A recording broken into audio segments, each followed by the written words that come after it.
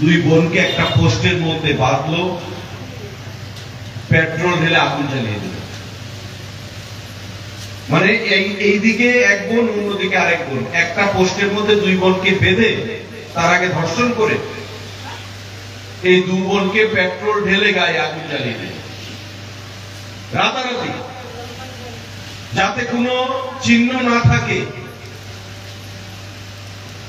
পুরা ঘরটা যখন জ্বলে গেল রাতারাতি পরিষ্কার করে ফেললো, কিন্তু ফ্লোরটা পাকা ছিল।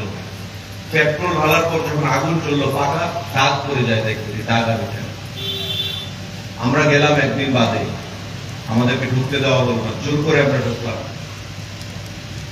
গিয়ে দেখি একই পরিবারের দুই বোনকে যে মারলো, খুন করলো, ধর্ষণ করলো, সেই পরিবারে আমরা গেলাম।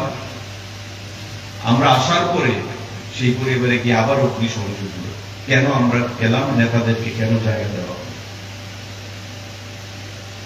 মায়ের সামনে মেয়েকে ধর্ষণ, বাবার সামনে ছেলেকে খুন। শুধু পঞ্চায়েত নির্বাচনে এগুলো, বিধানসভার কথা আমি বললাম না, লোকসভার কথা আমি বললাম। আজকে আপনারা বিচার করুন যে আজকে পঞ্চায়েত নির্বাচন হচ্ছে, আপনাদের গ্রাম পঞ্চায়েতে, কৃষ্ণনগর পঞ্চায়েতে কোন খুন আছে, কোন সন্ত্রাস আছে বলে প্রার্থী নেই? কার বিরুদ্ধে সন্ত্রাস হবে? কোন সিপিএম কর্মীর উপর আক্রমণ আছে?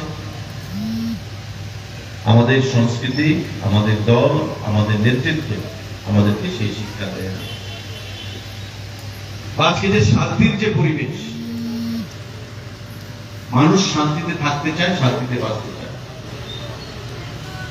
পরিবারে যদি অশান্তি থাকে, পরিবারের উন্নতি ঘটে না। ঠিক তেমনি আমার এই পঞ্চায়েতে যদি অশান্তি থাকে, আমার উন্নয়ন ঘটবে না।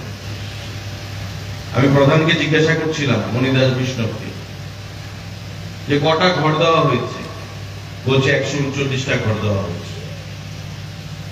কটা শৌচালয় দেওয়া হয়েছে? 75টা শৌচালয় দেওয়া হয়েছে। আগামী দিনে আরো অনেক অ্যাপ্লিকেশন জমা আছে। ত্রিস্তরীয় পঞ্চায়েত ব্যবস্থা। আমরা কিন্তু রাজনৈতিক রং দেখে ঘর দেয়নি 139টা ঘর। মোদীজি বলেছেন হর ঘর মকান।